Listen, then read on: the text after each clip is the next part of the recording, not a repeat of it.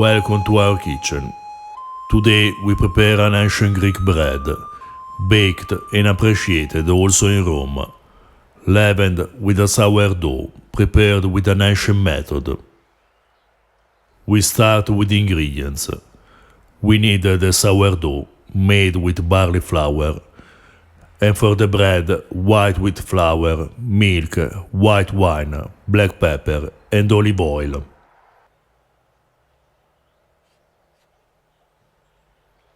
First, we prepare the sourdough, with a method very different from the ones used today.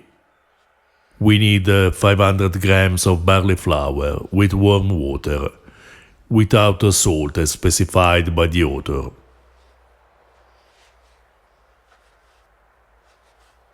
We find this recipe in the Naturalis Historia by Pliny. It describes also a dry yeast made with grapes that we prepared a few months ago. You find the link in the description below. The author of this bread recipe uses both dry and fresh yeast to bake other kinds of bread. But he doesn't tell us which one to use for this bread in particular.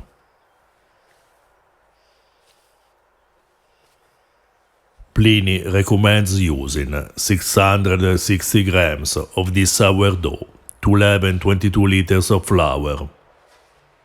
We use 500 grams of flour, obtaining a sourdough just a bit heavier than the one recommended by Pliny. We suggest keeping more or less this quantity.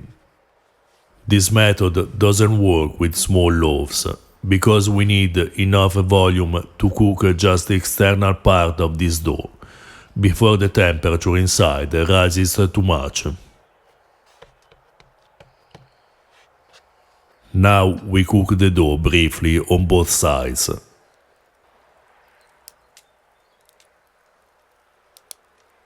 The wild yeast and other bacteria already present in the flour and water must remain alive.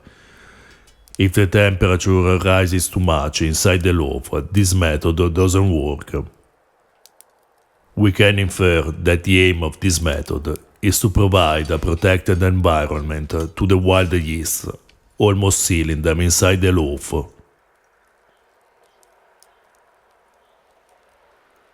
We place the dough in a vessel and let it ferment for a few days. In our experience, the time can change between 2 days and 1 week, depending on the yeast and bacteria present in the flour and the room. When the sourdough is ready, we prepare the bread. First, we grind the black pepper in the mortar. We find this recipe in the De Hypnosophiste, a Greek book written in the 2nd century by Athenæus of Naucratis, who quotes several other authors, preserving fragments of very important sources about ancient Greek cuisine. In this case, he reports the recipe of Chrysippus of Tyana, the author of a treatise about baking. We don't know much about Chrysippus, just the city of origin, Tyana in Cappadocia, in modern-day Turkey, and a few recipes reported by Athenæus.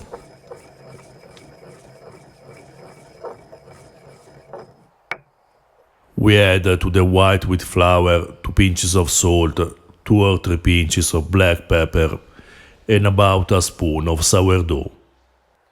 We need just the internal part, discarding the external crust that we cooked. Then we need, with olive oil, a bit of white wine and milk.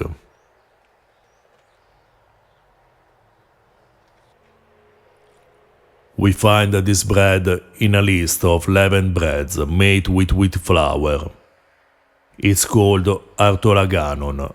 The name derives from laganon, that was an unleavened round sheet of fried dough, as described in the 5th century by the Greek author Hesychius and by Athenæus. The laganon was widely used in ancient Greek and Roman cuisines, allowed to prepare more complex preparations. This name continued to be used during the Middle Ages, and the laganon may be considered the ancestor of the lasagna. We also find it as an ingredient into recipes of the cookbook conventionally attributed to Apicius. Artolaganon means laganon bread, so we prepared the artolaganon keeping in mind the shape and the thinness of the laganon.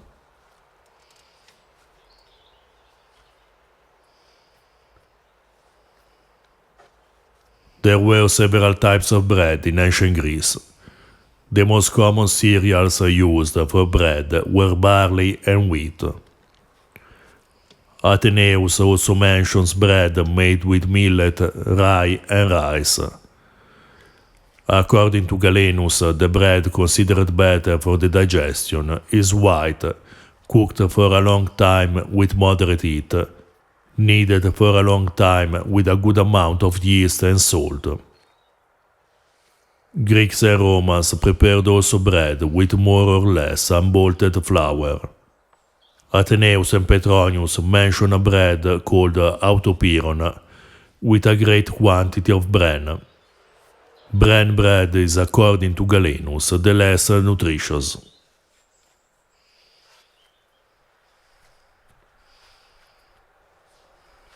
Both Cicero in the 1st century before the Common Era and Pliny mentioned the artolaganon as a bread baked also in Rome.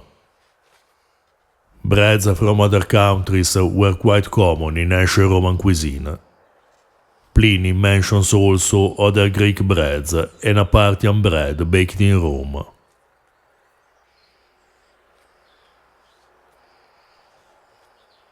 We let the dough rest overnight.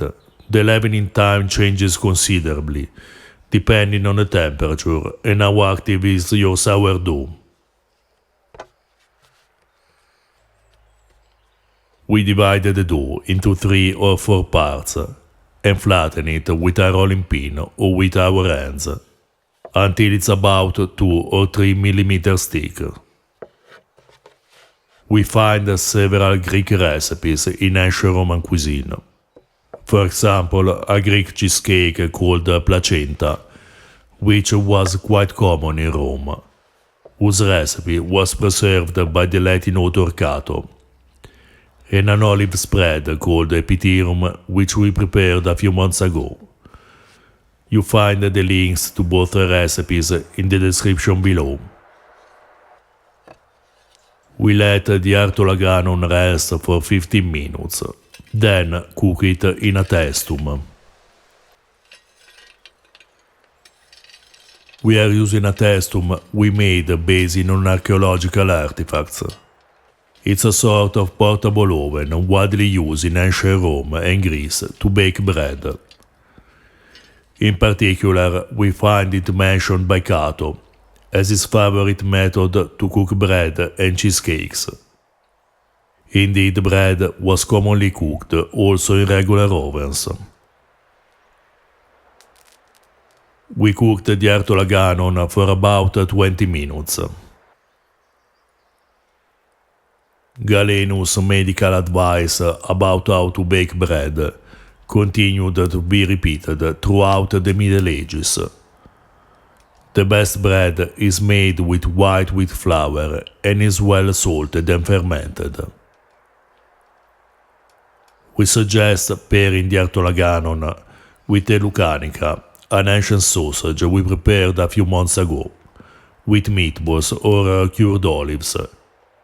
You find the links to the recipes in the description below. We suggest serving the artolaganon hot or warm.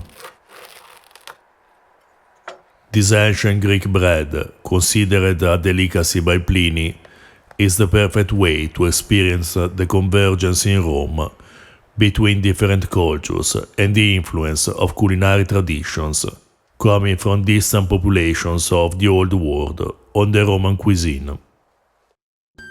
If you're interested in ancient foods and flavors, or you're just looking for unusual and delicious recipes, please subscribe our channel.